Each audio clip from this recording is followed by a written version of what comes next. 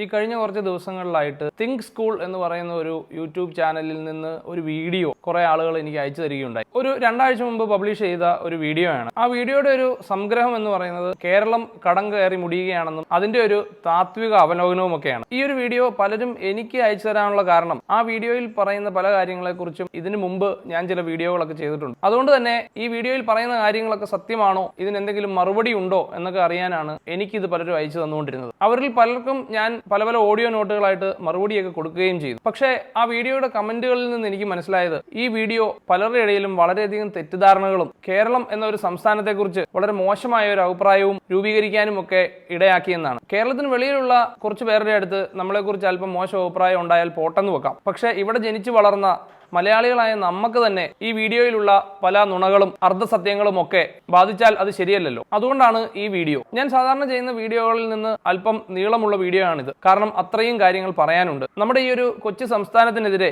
അത്രയ്ക്ക് നുണപ്രചരണങ്ങൾ പല സ്ഥലത്തു നിന്നും അഴിച്ചുവിടുന്നുണ്ട്. അതിന് പല കാരണങ്ങളുണ്ട്. നമുക്ക് അതിലേക്കൊക്കെ ഈ വീഡിയോയിൽ കിടക്കാം. വീഡിയോയുടെ പ്രസക്തമായ ഭാഗങ്ങളിലേക്ക് കിടക്കുന്നതിന് മുമ്പ് ഈ തിങ്ക് സ്കൂൾ ചാനലിനെ കുറിച്ച് ചിലത് പറയാനുണ്ട്. ബിസിനസ് കേസ് സ്റ്റഡികളൊക്കെ പറയുന്ന ഒരു ചാനലായിട്ട് തുടങ്ങിയിട്ട് പിന്നീട് കുറച്ച് പ്രൊപ്പഗാൻഡ നൈസായിട്ട് തള്ളുന്ന ഒരു ചാനലായി മാറിയ ഒരു യൂട്യൂബ് ചാനലാണത്. ഗണേഷ് പ്രസാദ് ശ്രീധരൻ എന്ന് പറയുന്ന ഒരു ചങ്ങാതിയാണ് ഈ ചാനൽ നടത്തുന്നത്. നമ്മുടെ ഇന്ത്യയിൽ ഇംഗ്ലീഷിലുള്ള യൂട്യൂബ് ചാനലുകൾ അത്ര പോപ്പുലർ അല്ല. അങ്ങനെ ഇംഗ്ലീഷിലുള്ള കണ്ടന്റ് കാണുന്നവരെ ടാർഗറ്റ് ചെയ്തിട്ടുള്ള ഒരു ചാനലാണത്. പുള്ളിയുടെ പല വീഡിയോകളിലും പലപ്പോഴും പ്രചരിക്കപ്പെടുന്നത് അർദ്ധസത്യങ്ങളും കല്ലുവെച്ച നുണകളും പ്രൊപ്പഗാണ്ടയും ഒക്കെയാണ്. പുള്ളിയുടെ വീഡിയോകളിലേക്ക് കിടക്കുകയാണെങ്കിൽ ധാരാളം പറയേണ്ടി വരും. ഞാൻ കുറച്ച് നാളുകൾക്ക് മുമ്പ് പുള്ളിയുടെ ഒരു കോമഡി വീഡിയോ കേട്ടിരുന്നു. നമ്മുടെ രൂപ ഡോളറിനെ എങ്ങനെ മലത്തിയടിക്കും, അതിന് കേന്ദ്ര സർക്കാർ എന്താണ് ചെയ്യുന്നത് എന്നൊക്കെ പറഞ്ഞിട്ടുള്ള ഒരു വീഡിയോ. ഞാൻ ചിരിച്ച് മണ്ണ് കപ്പി. കാര്യം പറഞ്ഞാൽ രൂപ ഡോളറിനെ മലത്തിയടിച്ചാൽ നമുക്കൊക്കെ ഗുണമുണ്ട്. പക്ഷേ ആ വീഡിയോയിൽ പുള്ളി ചെയ്തത് നമ്മുടെ സർക്കാർ പുതിയതായി ഉണ്ടാക്കിയ ചില പോളിസികളെ ന്യായീകരിക്കാൻ ചില കോമഡി വാദങ്ങൾ കണ്ടുപിടിക്കുകയാണ് ചെയ്തത്. കൃത്യമായി പറഞ്ഞാൽ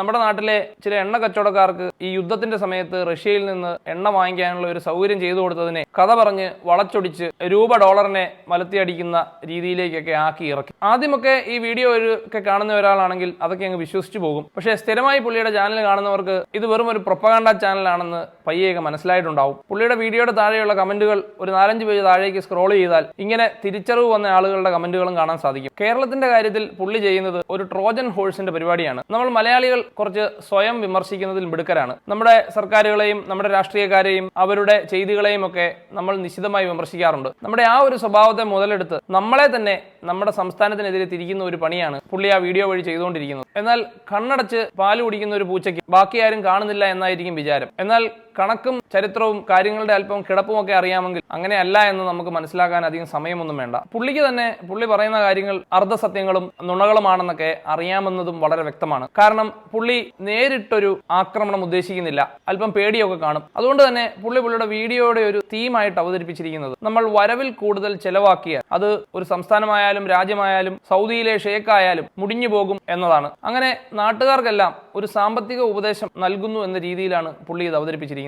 ഞാൻ ഈ പറയുന്നതൊക്കെ നിങ്ങൾക്ക് നിങ്ങളുടെ സംസ്ഥാനത്തിന്റെ അവസ്ഥ പരിശോധിക്കാനും വേണ്ടി വന്നാൽ ഇടപെടാനും ഒക്കെ ഒരു പ്രചോദനമാകട്ടെ എന്നൊക്കെ പുള്ളി ആ വീഡിയോയിൽ 2-3 വട്ടം പറയുന്നുണ്ട്. ഇങ്ങനെ ഒരു നരഭയകരമായ സ്റ്റാൻസ് എടുത്തിരിക്കുന്നത് പുള്ളിയുടെ ഈ വീഡിയോയിൽ പറയുന്ന കാര്യങ്ങളൊക്കെ ആരെങ്കിലും പൊളിച്ചാലോ എന്ന് പേടിച്ചിട്ട് തന്നെയാണ്. പുള്ളിയുടെ വീഡിയോയിൽ പുള്ളി ആദ്യം പ്രതിപാദിക്കുന്ന ഒരു ടോപ്പിക് സംസ്ഥാനങ്ങൾക്ക് കേന്ദ്രം ഏർപ്പെടുത്തിയിരിക്കുന്ന ഒരു ബോറോയിങ് സീലിംഗിനെ കുറിച്ചാണ്. അതായത് ഓരോ സ്റ്റേറ്റിനും അതിന്റെ GSDPയുടെ 3% കൂടുതൽ ഒരു വർഷം കടമെടുക്കാൻ കേന്ദ്ര സർക്കാർ അനുവദിക്കില്ല. അതിനവർ പറയുന്ന കാരണം സംസ്ഥാനങ്ങൾ എടുക്കുന്ന കടമൊക്കെ രാജ്യത്തിന്റെ ക്രെഡിറ്റ് സ്കോറിനെ ബാധിക്കുന്നു എന്നൊക്കെയാണ്. ഇത് പറയുമ്പോൾ പുള്ളി പറയാത്ത ചില കണക്കുകളുണ്ട്. നമ്മുടെ രാജ്യത്തെ സംസ്ഥാനങ്ങളും കേന്ദ്രവും എല്ലാം കൂടെ ചേർത്തെടുത്തിരിക്കുന്ന കടമെടുത്താൽ 60% കേന്ദ്രം എടുത്തിരിക്കുന്ന കടമാണ്. കേരളം എടുത്തിരിക്കുന്ന കടം വെറും 1.7% മാത്രമേ ഉള്ളൂ. ഈ കണക്ക് സുപ്രീം കോടതിയിൽ അവതരിപ്പിക്കപ്പെട്ട കണക്കാണ്. നമുക്ക് തരാനുള്ള വിഹിതമൊക്കെ തരാതെ നമ്മളെ വട്ടം ചുറ്റിച്ച് കേസ് സുപ്രീം കോടതിയിൽ എത്തിയപ്പോഴാണ് ഇതൊക്കെ പുറത്തു വന്നത്. ഈ കണക്കൊന്നും ഈ ചങ്ങാതി പറഞ്ഞിട്ടില്ല, പറയുകയുമില്ല. കാരണം പുള്ളി പറയുന്ന കഥയ്ക്ക് ഈ കണക്ക് ചേരില്ല. ഇനിയുമുണ്ട് പുള്ളിയുടെ കഥയ്ക്ക് ചേരാത്ത ചില കണക്കുകൾ. ഡെറ്റ് ടു GSDP റേഷ്യോ എന്ന് പറഞ്ഞിട്ടൊരു സംഭവമുണ്ട്. കേരളത്തിന്റെയും കേന്ദ്രത്തിന്റെയും ഒക്കെ ഒന്ന് തപ്പിയാൽ കിട്ടും. കേരളത്തിൻ്റെത് ഏതാണ്ട് 37%, എന്നാൽ കേന്ദ്രത്തിൻ്റെത് 80% കൂടുതലാണ്. അതായത് കേന്ദ്രം സംസ്ഥാനങ്ങൾക്ക് വെച്ചിരിക്കുന്ന നിയന്ത്രണങ്ങളൊന്നും കേന്ദ്രത്തിന് ബാധകമല്ല. മലയാളത്തിൽ പറഞ്ഞ അപ്പന് അടുപ്പിലുമാകാം. ഇതൊക്കെ പറയുമ്പോൾ തോന്നുന്നുണ്ടാവും കേന്ദ്രത്തിന്റെ കടമെടുക്കാനുള്ള കഴിവും ഒക്കെ കൂടുതൽ ഉണ്ടായിരിക്കുകയും വേണമല്ലോ എന്നൊക്കെ. കാരണം കേന്ദ്രമാണല്ലോ, അവർക്ക് ധാരാളം പണച്ചെലവുകളൊക്കെ ഉണ്ടാകുമല്ലോ. നിങ്ങളൊന്ന് ആലോചിച്ച് നോക്കൂ, ഒരു സംസ്ഥാനത്തിന്റെ ചെലവുകളും കേന്ദ്രത്തിന്റെ ചെലവുകളും എന്തൊക്കെയാണ്? ഈ രാജ്യത്തെ സ്കൂളുകളും കോളേജുകളും പണിയുന്നതും അവിടെയെല്ലാം ശമ്പളം കൊടുക്കുന്നതും ഒക്കെ സംസ്ഥാന സർക്കാരുകളല്ലേ. ഈ രാജ്യത്തെ ആശുപത്രികൾ, പ്രൈമറി ഹെൽത്ത് സെന്ററുകൾ, ജനറൽ ആശുപത്രികൾ, ഡിസ്ട്രിക്ട് ഹോസ്പിറ്റലുകൾ, മെഡിക്കൽ കോളേജുകൾ, ഇതൊക്കെ ആരാണ് പണിയുന്നത്? ഇവിടെയൊക്കെ ഉള്ളവർക്ക് ശമ്പളം കൊടുക്കുന്നത് ആരാണ്? ഇതൊക്കെ സംസ്ഥാന സർക്കാരുകളല്ലേ ചെയ്യുന്നത്. നാഷണൽ ഹൈവേകൾ ഒഴിച്ചുള്ള വഴികളൊക്കെ ഒരു സംസ്ഥാനത്ത് ആരാണ് പണിയുന്നത്? ആരാണത് മെയിൻറ്റെയിൻ ചെയ്യുന്നത്? ഇതൊക്കെ സംസ്ഥാന സർക്കാരുകളല്ലേ. അങ്ങനെ നോക്കുമ്പോൾ കേന്ദ്ര സർക്കാരിന് യഥാർത്ഥത്തിൽ എന്താണ് ചിലവുള്ളത്? ഇത്ര വലിയ കടമെടുക്കാൻ മാത്രം. ഇനി നാഷണൽ ഹൈവേയുടെ കഥ പറയുകയാണെങ്കിൽ അതെല്ലാം ഇപ്പോൾ ടോൾ റോഡുകളാക്കി മാറ്റിയിട്ടുണ്ട്. അപ്പോൾ ആ ചെലവുമില്ല. പിന്നീട് പുള്ളി പറയുന്ന ഒരു കാര്യം, നമ്മൾ സംസ്ഥാനത്തിന്റെ എക്കണോമിക് ഇൻഡിക്കേറ്റേഴ്സ് ഒക്കെ ശ്രദ്ധിക്കണമെന്നാണ്. അതിൽ പുള്ളി കേരളത്തെ കുറ്റം പറയാൻ ഉപയോഗിക്കുന്ന ഒരു കാര്യമുണ്ട്. നമ്മുടെ ഇവിടെ ക്യാപിറ്റൽ ഔട്ട്ലേ കുറവാണെന്ന്, നമ്മുടെ ഫിക്സ്ഡ് ചെലവുകൾ കൂടുതലാണെന്ന്. അതായത് ക്യാപിറ്റൽ ഔട്ട്ലേ കൊണ്ട് പുള്ളി ഉദ്ദേശിക്കുന്നത് ഇൻഫ്രാസ്ട്രക്ചർ പ്രോജക്ട്, റോഡ്, തോട്, പാലം, ഇങ്ങനെയുള്ള സാധനങ്ങൾ. ഫിക്സ്ഡ് ചെലവുകൾ എന്ന് ഉദ്ദേശിക്കുന്നത് പ്രൈമറിലി സർക്കാർ ഉദ്യോഗസ്ഥർക്ക് കൊടുക്കുന്ന ശമ്പളം. ഈ കഥ ഭംഗിയായി പറയണമെങ്കിൽ നമുക്ക് ഒരു താരതമ്യമൊക്കെ വേണ്ടി വരും. നമുക്ക് താരതമ്യത്തിന് ഉത്തർപ്രദേശിനെ എടുക്കാം. കേരളത്തിന്റെ ശമ്പള ബിൽ വളരെ കൂടുതലാണ്. ഒരു ശതമാനക്കണക്കനുസരിച്ച് നോക്കിയാൽ ഇന്ത്യൻ സംസ്ഥാനങ്ങളിലെ ഏറ്റവും വലിയ ശമ്പള ബില്ലുള്ളത് കേരളത്തിന് തന്നെയാണ്. ഇപ്പോൾ നമ്മുടെ വാട്സാപ്പ് മെസ്സേജുകളിലൊക്കെ പലപ്പോഴും ഇതിനെക്കുറിച്ച് മെസ്സേജുകൾ വരാറുണ്ട്. ഈ ശമ്പള പെൻഷൻ ബില്ലുകളെ നിശിതമായി വിമർശിച്ചുകൊണ്ട് ഇതിലൊക്കെ കുറച്ച് ദൂർത്തുണ്ടെന്നും ഇതൊക്കെ കുറയ്ക്കണമെന്നും ഒക്കെയാണ് ആ മെസ്സേജുകളുടെ ഒരു സാരാംശം. നേരത്തെ ഞാൻ പറഞ്ഞല്ലോ, നമ്മൾ മലയാളികൾ നല്ലപോലെ സ്വയം വിമർശിക്കുന്നവരാണ്. ആ വിമർശനം അങ്ങനെ തുടരട്ടെ. ഈ കേരളത്തിന്റെ ശമ്പള ബിൽ കൂടിയത് എങ്ങനെയാണ്? നമുക്ക് സ്വാതന്ത്ര്യം കിട്ടിയ കാലം തൊട്ട് കേരളത്തിൽ മാറി മാറി ഭരിച്ച മുന്നണികൾ ശ്രദ്ധ കൊടുത്ത രണ്ട് കാര്യങ്ങളുണ്ട്: വിദ്യാഭ്യാസവും ആരോഗ്യവും. ഈ രണ്ട് കാര്യങ്ങൾ കഴിഞ്ഞിട്ടേ നമ്മൾ മറ്റെന്തിനും പ്രാധാന്യം കൊടുത്തിട്ടുള്ളൂ. ഈ സംസ്ഥാനത്ത് ജനിച്ചു വീഴുന്ന എല്ലാവർക്കും കോളേജ് വിദ്യാഭ്യാസം വരെ സൗജന്യമായി പഠിക്കാനുള്ള സംവിധാനം ഈ കേരളത്തിൽ പതിറ്റാണ്ടുകൾക്ക് മുൻപ് തൊട്ടേ ഉണ്ട്. നമ്മുടെ മാതാപിതാക്കളും അവരുടെ മുൻപുള്ള തലമുറകളും ഒരുപക്ഷെ നമ്മുടെ ഈ തലമുറകളിലെ ഒരു ഭൂരിഭാഗവും ജനവും എപ്പോഴെങ്കിലുമൊക്കെ ഈ ഒരു സൗജന്യ വിദ്യാഭ്യാസത്തിന്റെ ഗുണങ്ങൾ അനുഭവിച്ചവരാണ്. 100% സാക്ഷരത, നമ്പർ 1, പല മേഖലകളിലും നമ്പർ 1, 100% സാക്ഷരത എന്നൊക്കെ പറഞ്ഞ് ഇതൊക്കെ കേൾക്കുന്നത് നമുക്ക് തന്നെ ഒരു പുച്ഛം പോലെയായി തുടങ്ങി. എന്നാൽ അതൊക്കെ സത്യമാണ്. അതൊക്കെ നല്ലപോലെ പണം മുടക്കി തന്നെ ഉണ്ടാക്കിയെടുത്തതുമാണ്. ആവശ്യത്തിന് സ്കൂളുകളും കോളേജുകളും പണിയുകയും അവിടെയൊക്കെ ആവശ്യത്തിന് സ്കൂളുകളും കോളേജുകളും ആശുപത്രികളും പണിയുകയും അവിടെയൊക്കെ ആവശ്യത്തിന് അധ്യാപകരെയും ഡോക്ടർമാരെയും നഴ്സുമാരെയും ഒക്കെ നിയമിക്കുകയും ഒക്കെ ചെയ്തു തന്നെയാണ് നമ്മൾ ഇതൊക്കെ അച്ചീവ് ചെയ്തത്. നമ്മളിത് പതിറ്റാണ്ടുകളായിട്ട് കണ്ടു ശീലിച്ചുകൊണ്ട് നമുക്കിതിൽ വലിയ പുതുമയൊന്നുമില്ല. എന്നാൽ നമുക്ക് ഉത്തർപ്രദേശിന്റെ ഒരു അവസ്ഥ നോക്കാം. ഈ കഴിഞ്ഞ ഫെബ്രുവരിയിൽ ഇറങ്ങിയ ഒരു വാർത്തയിൽ ഞാൻ വായിച്ചത് ഉത്തർപ്രദേശിൽ 1.25 ലക്ഷം അധ്യാപകരുടെ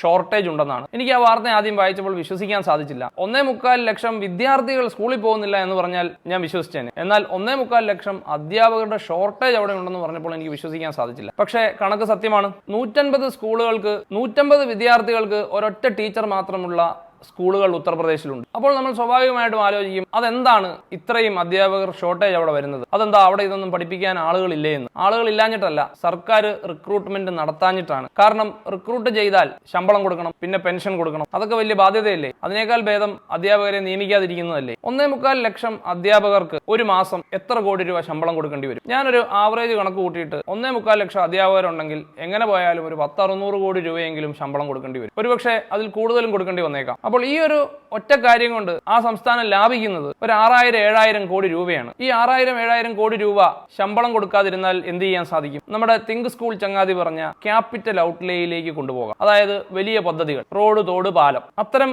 വലിയ പദ്ധതികളിൽ രാഷ്ട്രീയക്കാർക്ക് പ്രത്യേക താല്പര്യങ്ങൾ ഉണ്ടാകും. അതെന്തായിരിക്കുമെന്ന് ഞാൻ പ്രത്യേകം പറയേണ്ട കാര്യമില്ല. ഒരു വീടിന്റെ ഉദാഹരണമായിട്ട് പറയുവാണെങ്കിൽ, മക്കളെ സ്കൂളിൽ വിടാതെ ആ പൈസയ്ക്ക് വീട്ടിൽ കാർ വാങ്ങിച്ചിടുന്ന തരം ഒരു പരിപാടി. എന്നിട്ട് പുറമേ നിന്ന് നോക്കുമ്പോൾ പറയാമല്ലോ, എന്റെ വീട്ടിൽ കാറുണ്ട്, നിന്റെ വീട്ടിൽ കാറും ഇല്ലല്ലോ എന്ന്. അതാണ് ഈ ക്യാപിറ്റൽ ഔട്ട്ലേയുടെ ഒരു തന്ത്രം. ഇനി ഈ ഷോർട്ടേജ് വിദ്യാഭ്യാസ മേഖലയിൽ മാത്രമല്ല, ആരോഗ്യ മേഖലയിലുമുണ്ട്. അതുകൊണ്ടാണ് ഉത്തർപ്രദേശ് വിദ്യാഭ്യാസത്തിന്റെ കാര്യം എടുത്താലും ആരോഗ്യത്തിന്റെ കാര്യം എടുത്താലും ഇന്ത്യയിലെ ഏറ്റവും അവസാനത്തെ 5 സംസ്ഥാനങ്ങളിൽ വരുന്നത്. വിദ്യാഭ്യാസവും ആരോഗ്യവും ഒക്കെ ചെലവുള്ള കാര്യങ്ങളാണ്. പൈസ അവിടെ മുടക്കാതെ ഒന്നും അത് നന്നാവില്ല. നമ്മളിവിടെ 100% സാക്ഷരതയുമായിട്ടിരിക്കുമ്പോൾ ഉത്തർപ്രദേശ് 69% സാക്ഷരതയും കൊണ്ടിരിക്കുന്നത് ഇതേ കാരണം കൊണ്ട് തന്നെയാണ്. എന്നാൽ ഇതിനകത്ത് വേറൊരു കോമഡി കണക്കുണ്ട്. ഓരോ വിദ്യാർത്ഥിയുടെയും പുറത്ത് മുടക്കുന്ന പണത്തിന്റെ കണക്കെടുത്താൽ കേരളം മുടക്കുന്നതിനേക്കാൾ കൂടുതൽ പണം ഉത്തർപ്രദേശ് മുടക്കുന്നുണ്ട്. അതായത് അവിടുത്തെ സ്കൂളുകളിലെ ഉച്ചക്കഞ്ഞിക്ക് കൂടെ കൊടുക്കാൻ വെച്ചിരുന്ന മുട്ട കഴിക്കുന്നത് വേറെ ആരോ ആണെന്ന് ചുരുക്കം. ഇങ്ങനെ പതിറ്റാണ്ടുകളായിട്ട് വിദ്യാഭ്യാസത്തിലും ആരോഗ്യത്തിലും ഒക്കെ പണം ചെലവഴിക്കാതിരിക്കുന്നതുകൊണ്ട് എന്താണ് സംഭവിക്കുന്നത്? കേരളം പോലൊരു സംസ്ഥാനം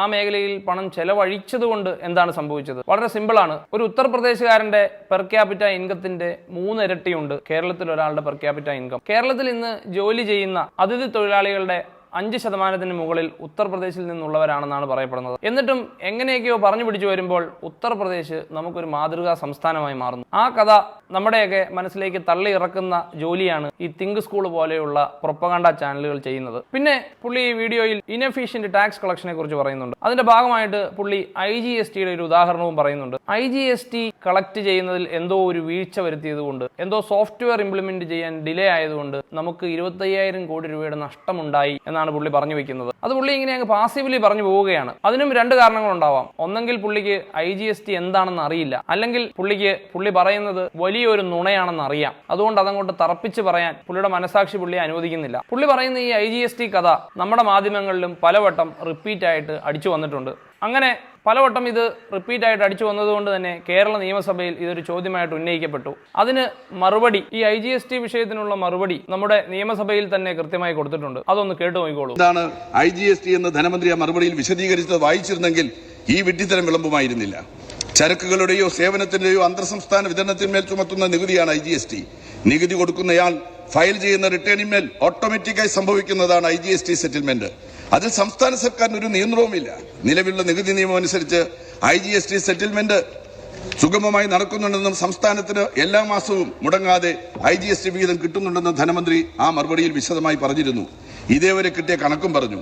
ഇതുപോലെ മറ്റു ചില നുണകളും പ്രചരിക്കപ്പെട്ടിട്ടുണ്ട്. നമ്മൾ എന്തോ കണക്ക് കൊടുക്കാത്തത് കൊണ്ട് എന്തോ ഒരു തുക തന്നില്ല എന്നൊക്കെ. ഇത് ലോക്സഭയിൽ നമ്മുടെ ഫിനാൻസ് മിനിസ്റ്ററാണ് പറഞ്ഞത്. ഈ വിഷയം ലോക്സഭയിൽ അവതരിപ്പിക്കപ്പെട്ട അന്ന് തന്നെ ആ കണക്ക് കൃത്യമായി കൊടുത്തു. അപ്പോൾ നമ്മൾ ആലോചിക്കും, പണിയെടുക്കാതിരുന്ന ആരോ ഒരാൾ ഇത് വലിയ വിഷയമായപ്പോൾ കൊടുത്തതാണെന്ന്. ഇത് കൊടുത്ത കക്ഷി നമ്മുടെ സംസ്ഥാനത്തിന്റെ AG എന്ന് ചുരുക്കപ്പേരിൽ അറിയപ്പെടുന്ന അക്കൗണ്ടന്റ് ജനറൽ ആണ്. അതിനകത്തെ കോമഡി എന്തെന്ന് വെച്ചാൽ, പുള്ളി സംസ്ഥാന സർക്കാരിന്റെ ആളല്ല, പുള്ളി കേന്ദ്ര സർക്കാരിന്റെ ആളാണ്. പുള്ളി എന്തോ കാരണം കൊണ്ട് റിപ്പോർട്ട് കയ്യിൽ വെച്ചുകൊണ്ടിരുന്നു. അത് ലോക്സഭയിൽ ഉന്നയിക്കപ്പെട്ടപ്പോൾ അന്ന് തന്നെ കൃത്യമായി കണക്ക് കൊടുക്കുകയും ചെയ്തു. ഈ തമാശകളൊക്കെ എന്തുകൊണ്ട് നമ്മുടെ മാധ്യമങ്ങളിൽ വരുന്നില്ല എന്നാണ് ഞാൻ ആലോചിക്കുന്നത്. പിന്നെ പുള്ളിയുടെ വീഡിയോയുടെ ഏറ്റവും അവസാനം പുള്ളി പ്രതിപാദിക്കുന്ന ഒരു ഭാഗമുണ്ട്. ആ ഭാഗം പുള്ളി അവസാനത്തേക്ക് മാറ്റിവെച്ചതിന് ഒരു കാരണവുമുണ്ട്. പുള്ളിയുടെ ഈ ഒരു കഥ പൊളിയാൻ ഏറ്റവും സാധ്യതയുള്ള ഒരു ഭാഗം അതാണ്. അതായത് നമ്മുടെ ഇവിടുന്ന് പിരിക്കുന്ന നികുതിയുടെ വിഹിതം നമുക്ക് തിരിച്ചു തരുന്നതിലുള്ള അനീതി. പുള്ളിയുടെ വീഡിയോയിൽ പുള്ളി പറഞ്ഞു വയ്ക്കുന്നത്, ഈ വിഹിതം തീരുമാനിക്കുന്നത് ഫിനാൻസ് കമ്മീഷൻ എന്ന് പറയുന്ന ചന്ദ്രനിൽ താമസിക്കുന്ന ആരോ ഒരാളാണ് തീരുമാനിക്കുന്നതെന്നാണ്. ഫിനാൻസ് കമ്മീഷൻ തീരുമാനിച്ചു തരുന്നതായതുകൊണ്ട് നമുക്ക് പരാതിയൊന്നും പറയാൻ അവകാശമില്ല എന്നുള്ള ഒരു മട്ടിൽ ഫിനാൻസ് കമ്മീഷൻ ചില ഫോർമുലകളൊക്കെ മാറ്റിയതായിട്ടും പുള്ളി ചെറുതായിട്ട് പറഞ്ഞു പോകുന്നുണ്ട്. ഈ ഫോർമുലകൾ മാറ്റിയതിനെ കുറിച്ച് വിശദമായിട്ടൊന്ന് പറയേണ്ടതുണ്ട്. അതിനു മുമ്പ് 10ാം ഫിനാൻസ് കമ്മീഷനിൽ നിന്ന് 15ാം ഫിനാൻസ് കമ്മീഷനിലേക്ക് എത്തിയപ്പോൾ നമ്മുടെ സംസ്ഥാനത്തിന് ഉണ്ടായ നഷ്ടത്തെക്കുറിച്ച് കൂടി ഒന്ന് പറയണം. സംസ്ഥാനങ്ങളിൽ നിന്ന് പിരിക്കുന്ന നികുതിയുടെ വിഹിതം 10ാം ഫിനാൻസ് കമ്മീഷൻ പ്രകാരം നമുക്ക് 3.8% കിട്ടിക്കൊണ്ടിരുന്നത് 15ാം ഫിനാൻസ് കമ്മീഷൻ ആയപ്പോഴേക്കും 1.9 കുറഞ്ഞു. ഈ ഒരു മാറ്റം തന്നെ ഏകദേശം 20,000 കോടി രൂപയോളം വരും. നമ്മുടെ സർക്കാർ ഏകദേശം ഒരു വർഷം കടമെടുക്കുന്നത് ഒരു 10-35,000 കോടി രൂപ എടുത്താണെന്നാണ് ഞാൻ മനസ്സിലാക്കുന്നത്. അപ്പോൾ ഈ ഫിനാൻസ് കമ്മീഷന്റെ ഫോർമുല മാറിയത് കൊണ്ട് തന്നെ നമുക്കുണ്ടായ നഷ്ടം നോക്കുക. ഇനി ആ ഫോർമുലകളെ കുറിച്ച് പറയണം. ഈ ഫോർമുലകളിൽ പ്രധാനമായിട്ട് ഉപയോഗിക്കുന്ന 3 കാര്യങ്ങളുണ്ട്. 1 ജനസംഖ്യ, 2 സംസ്ഥാനത്തിന്റെ ലാൻഡ് ഏരിയയുടെ വലിപ്പം, 3 ഇൻകം ഡിസ്റ്റൻസ്. ജനസംഖ്യയുടെ കഥ ഒരുപക്ഷെ എല്ലാവർക്കും അറിയാം. കേന്ദ്ര സർക്കാർ തന്നെ പതിറ്റാണ്ടുകൾക്ക് മുൻപ് ജനസംഖ്യ കുറയ്ക്കാൻ ഒരു പദ്ധതി ഇട്ടിരുന്നു. കേരളം പോലെ ഒരു സംസ്ഥാനം ആ പദ്ധതിയിൽ നന്നായി പങ്കെടുത്തു. ഇന്ത്യയിലെ ഏറ്റവും ജനസംഖ്യാ നിയന്ത്രണം കൊണ്ടുവന്ന സംസ്ഥാനം നമ്മളാണ്. അതുകൊണ്ട് തന്നെ ഫോർമുലയിൽ ജനസംഖ്യ ഉൾപ്പെടുത്തുമ്പോൾ കേരളത്തെ ദോഷമായി ബാധിക്കാതിരിക്കാൻ 1970കളിൽ നടന്ന സെൻസസിൽ അത് ലോക്ക് ചെയ്തിരുന്നു. എന്നാൽ ഇപ്പോഴത്തെ സർക്കാർ വന്നിട്ട് അത് 2011 സെൻസസിലേക്ക് അപ്ഡേറ്റ് ചെയ്തു. അപ്പോൾ ജനസംഖ്യ നിയന്ത്രിച്ച കേരളം പോലുള്ള സംസ്ഥാനങ്ങൾക്ക് അതൊരു ശിക്ഷയായി മാറി. ജനസംഖ്യ നിയന്ത്രിക്കാത്ത സംസ്ഥാനങ്ങൾക്ക് ഗുണവും. പിന്നെ അടുത്ത നമുക്ക് വളരെ ദോഷമായിട്ട് സംഭവിച്ച ഒരു പാരാമീറ്റർ ഇൻകം ഡിസ്റ്റൻസ് ആണ്. ഈ ഇൻകം ഡിസ്റ്റൻസ് എന്ന് പറഞ്ഞാൽ സംസ്ഥാനത്തിലുള്ള ജനങ്ങളുടെ പെർ ക്യാപിറ്റ ഇൻകത്തിലുള്ള വ്യത്യാസം. അങ്ങനെ പെർ ക്യാപിറ്റ ഇൻകം കുറവുള്ളിടത്ത് കൂടുതൽ പൈസ കൊടുക്കും, കൂടുതലുള്ളിടത്ത് കുറച്ച് പൈസയും കൊടുക്കും. ഞാൻ മുമ്പ് പറഞ്ഞല്ലോ, ഉത്തർപ്രദേശിന്റെ പെർ ക്യാപിറ്റ ഇൻകത്തിന്റെ 3 ഇരട്ടിയോളം വരും കേരളത്തിന്റെ പെർ ക്യാപിറ്റ ഇൻകം. എങ്ങനെയാണ് കേരളത്തിന്റെ പെർ ക്യാപിറ്റ ഇൻകം ഇത്രയും കൂടിയത്? നമ്മൾ വിദ്യാഭ്യാസത്തിലും ആരോഗ്യത്തിലും ഒക്കെ നന്നായിട്ട് ഇൻവെസ്റ്റ് ചെയ്തു. അതിന്റെ ഫലമാണ്. വേണ്ട സമയത്ത് സ്കൂളുകളിലും കോളേജുകളിലും ഒക്കെ അധ്യാപകരെ നിയമിച്ചു, മക്കളെ പഠിപ്പിച്ചു, അവർക്ക് ജോലിയൊക്കെ കിട്ടുന്നുണ്ടെന്ന് ഉറപ്പുവരുത്തി. ഇനി ഈ ചെറിയ സംസ്ഥാനത്ത് ജോലി ഇല്ലെങ്കിൽ മറ്റ് സംസ്ഥാനങ്ങളിലോ മറ്റ് രാജ്യങ്ങളിലോ ഒക്കെ പോയി ജോലി ചെയ്യാനുള്ള പ്രാപ്തി ഉണ്ടാക്കി കൊടുത്തു. അങ്ങനെയാണ് നമ്മുടെ പെർ ക്യാപിറ്റ ഇൻകം ഉത്തർപ്രദേശിനേക്കാൾ 3 ഇരട്ടിയായത്. പക്ഷേ അത് നമുക്ക് തന്നെ ഭാരയായി മാറുന്നു. കേരളം 100 രൂപ ഈ ടാക്സ് പൂളിലേക്ക് കൊടുക്കുമ്പോൾ 21 രൂപയാണ് തിരിച്ചു വരുന്നതെന്ന് പറയപ്പെടുന്നു. അതുപോലെ ഉത്തർപ്രദേശ് 100 രൂപ കൊടുക്കുമ്പോൾ 251 രൂപ തിരിച്ചു കിട്ടുന്നുവെന്നും പറയുന്നു. പ്രത്യക്ഷ ഇതൊരു വലിയ അനീതിയായിട്ട് നമുക്ക് തോന്നാം. പക്ഷേ ഉത്തർപ്രദേശ് പോലെ കഷ്ടതകൾ അനുഭവിക്കുന്ന ജനങ്ങളുള്ള ഒരു സംസ്ഥാനത്തെ സഹായിക്കുന്നതിൽ നമുക്ക് അങ്ങനെ ഒരു ബുദ്ധിമുട്ട് തോന്നേണ്ട കാര്യമില്ല. പക്ഷേ പതിറ്റാണ്ടുകളായിട്ടും ഇതുപോലെ സഹായങ്ങൾ കൊടുത്തിട്ടും എന്തുകൊണ്ടാണ് ഉത്തർപ്രദേശിലെ സ്ഥിതിഗതികൾ നന്നാവാത്തത്? എന്തുകൊണ്ടാണ് അവിടുന്ന് ചെറിയ ചെറിയ ജോലികൾ ചെയ്യാനായിട്ട് ആളുകൾ കേരളം പോലത്തെ കടം കയറി മുടിഞ്ഞ സംസ്ഥാനങ്ങളിലേക്ക് വരുന്നത്? അതിനൊറ്റ കാരണമേ ഉള്ളൂ, ഇവിടുന്ന് ഇങ്ങനെ കൊണ്ടുപോകുന്ന ആ നികുതിയുടെ വിഹിതം അവിടെ ഈ സാധാരണക്കാരിലേക്ക് എത്തുന്നില്ല. അത് എവിടെ പോകുന്നു എന്ന് ഞാൻ പ്രത്യേകം പറഞ്ഞു തരേണ്ട കാര്യമില്ലല്ലോ. ചുരുക്കി പറഞ്ഞാൽ നമ്മളുടെ മുൻ തലമുറകൾ ഇവിടെ എടുത്ത ശരിയായിട്ടുള്ള തീരുമാനങ്ങൾക്കും അവരുടെ കഷ്ടപ്പാടിനുമൊക്കെ നമുക്കിവിടെ ഗുണമുണ്ടായെങ്കിലും അതിനെല്ലാം ഇപ്പോൾ നമ്മൾ പഴി കേൾക്കുന്ന ഒരു അവസ്ഥയാണ് ഉണ്ടായിരിക്കുന്നത്. മറ്റ് സംസ്ഥാനങ്ങളെ അപേക്ഷിച്ച് നോക്കിയാൽ വളരെ വൃത്തിക്കും വെടിപ്പായിട്ടും ഓടുന്ന ഒരു സംസ്ഥാനമാണ് കേരളം. ഇടത് വലത് മുന്നണികൾ മാറി മാറി ഭരിച്ച് മുടിപ്പിച്ചു എന്ന് ഇടയ്ക്കിടയ്ക്കൊക്കെ നമ്മൾ പറയുമെങ്കിലും മറ്റ് സംസ്ഥാനങ്ങളുമായിട്ട് താരതമ്യം ചെയ്യുമ്പോൾ അറിയാം നമ്മൾ മുടിഞ്ഞോ ഇല്ലയോ എന്നുള്ളത്. ഈ തിങ്ക് സ്കൂൾ പോലെയുള്ള ധാരാളം ചാനലുകളുണ്ട്. ഇംഗ്ലീഷ് ചാനലുകളിൽ വരുന്ന പ്രൊപ്പഗാണ്ട മാത്രമേ നമ്മൾ കാണാറുള്ളൂ. ഹിന്ദിയിൽ വരുന്നതൊന്നും നമ്മൾ അറിയാറില്ല. ഇതുപോലെ എത്രയെത്രയോ നുണകളും അർദ്ധസത്യങ്ങളും നമ്മുടെ ഈ ഒരു സംസ്ഥാനത്തിനെതിരെ പ്രചരിപ്പിക്കുന്നുണ്ടാകണം. ചപ്പാത്തി തിന്നുന്നവർ അത്തരം നുണപ്രചരണങ്ങളിലൊക്കെ വീണോട്ടെ, നമുക്ക് അതിനകത്തൊന്നും ചെയ്യാനില്ല. പക്ഷേ ചോറ് കഴിക്കുന്ന നമ്മൾ ഇത്തരം നുണപ്രചരണങ്ങളിൽ വീണു പോകരുത്. ഇതിന്റെ ഒന്നും അർത്ഥം നമ്മുടെ സംസ്ഥാന സർക്കാർ ചെയ്യുന്ന എല്ലാ കാര്യങ്ങൾക്കും കൈയടിക്കണമെന്നല്ല. അവരെ നമ്മൾ നിശിതമായി വിമർശിച്ചുകൊണ്ട് തന്നെ ഇരിക്കണം. അവരുടെ എല്ലാ കാര്യങ്ങളും നമ്മൾ ശ്രദ്ധിച്ചുകൊണ്ടിരിക്കണം. അങ്ങനെയൊക്കെ ചെയ്തതുകൊണ്ടാണ് നമ്മൾ ഈ നിലയിൽ എത്തിയിരിക്കുന്നത്. അതിലൊരു മുടക്കമോ അനാസ്ഥയോ നമ്മൾ ഒരു കാലത്തും കാണിക്കാനും പാടില്ല.